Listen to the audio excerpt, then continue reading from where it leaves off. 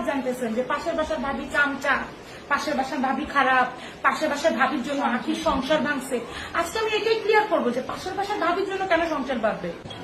আখি ভাবির সাথে আমার সম্পর্ক ভালো ছিল, হাই হ্যালো কথা বলতাম।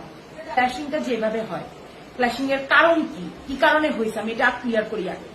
সেটা হইলো যে আমি কিন্তু বাকিভাবে যেদিন চলে যায় তখন কিন্তু আমি হসপিটালে, এটা আপনারা সবাই জানেন, হসপিটাল ছিলাম। কিন্তু তার আগে আমি কেন ভাবি চলে যায় কি হয় আমি কিন্তু কিচ্ছু জানতাম না, জানতাম তাদের মাঝে। একদিন ঘটনা কি হয়েছে আমি শুরু থেকেই বলি। একদিন আমাদের সাথে তখন ভাবি মানে তিশা ভাবির সাথে আহমের সাথে পরিচয় হয়, কথা হয়, আকি ভাবির সাথে আমার কথা হয়, আমরা তাদের বাসায় যাই, তারা আমাদের বাসায় আসে।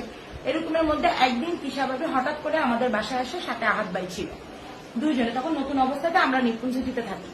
তো ওনারা দুইজন আমার বাসায় আসে, আসার পর আমাদের বাসায় বসে আড্ডা দেয়। তো ভাবির চোখ ছলো ছিল, কান্না কান্না ভাব।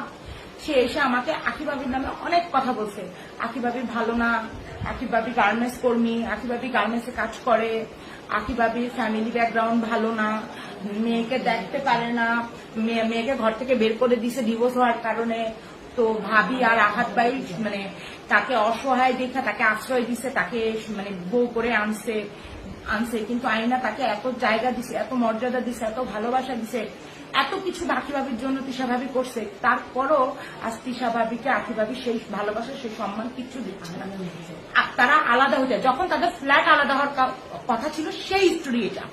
তো তখন এসে আমার কাছে খুব মানে কান্না কান্না চোখে হাত ভাই এবং তিশা ভাবি দুইজন মিলে বসে।